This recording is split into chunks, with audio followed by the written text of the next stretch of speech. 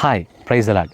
எவ்வளோ ஒரு அமைதியாக இருந்துச்சு பார்த்தீங்களா? அங்கே மரத்தை காமிச்சு அப்படியே தண்ணீரை காமிக்கும் பொழுது அந்த மரத்தை பார்த்தீங்கன்னாக்கா ரொம்ப ரொம்ப செழுமையாக இருக்குது, ரொம்ப பச்சையாக இருக்குது.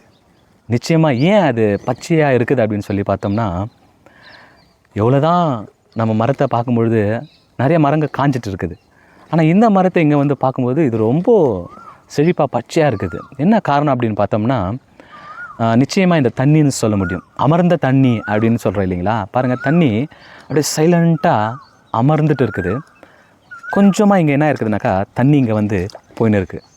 அப்போது அதனுடைய ஓரத்தில் இருக்கிற இந்த மரம் ரொம்ப செழுமையாக இருக்குது. நிச்சயமாக சொல்ல முடியும்.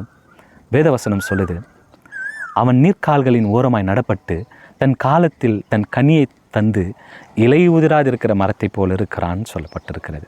ஆமாங்க, அவன் நீர்க்கால்களின் ஓரமாக நடப்பட்டிருக்கிற மரம் எப்படி இருக்குனாக்கா செழிப்பாக இருக்கும். இன்றைக்கி இந்த தண்ணியை நல்லா கவனித்து பார்க்கும்போது தண்ணி பக்கத்தில் இருக்கிற இந்த மரமும் ரொம்ப பச்சையாக செழிப்பாக இருக்குது. நல்லா கவனிங்க.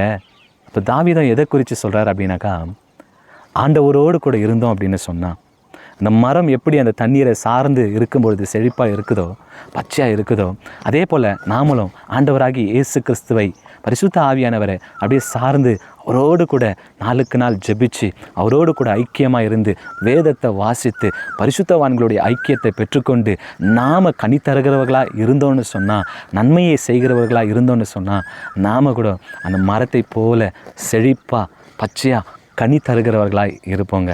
ஆமாம், அதே தான் இன்றைக்கி நாம் இதை பார்க்குற யாராக இருந்தாலும் சரி, நாம் இலை உதிராது இருக்கிற மரத்தை போல நாம் இருக்கணும். கர்த்தரோடு கூட எப்பொழுதும் மனமகிழ்ச்சியாக இருந்து எப்பொழுதும் சந்தோஷமாக இருந்து ஆண்டவரை துதித்து ஆராதித்து அவர் மேலே அன்பு செலுத்தும் பொழுது நிச்சயமாக நாமும் கனி தருகிற ஒரு பிள்ளைகளாய், கனி தருகிற ஒரு ஊழியர்களாய் நாம் நிச்சயமாக இருப்போம். கர்த்தர் நிச்சயமாக ஒவ்வொருவருமாய் பாதுகாத்து ஆசீர்வதித்து இலையுதிராது இருக்கிற மரத்தை போல செழிக்க செய்து ஆசீர்வதித்து வழி நடத்துவாராக.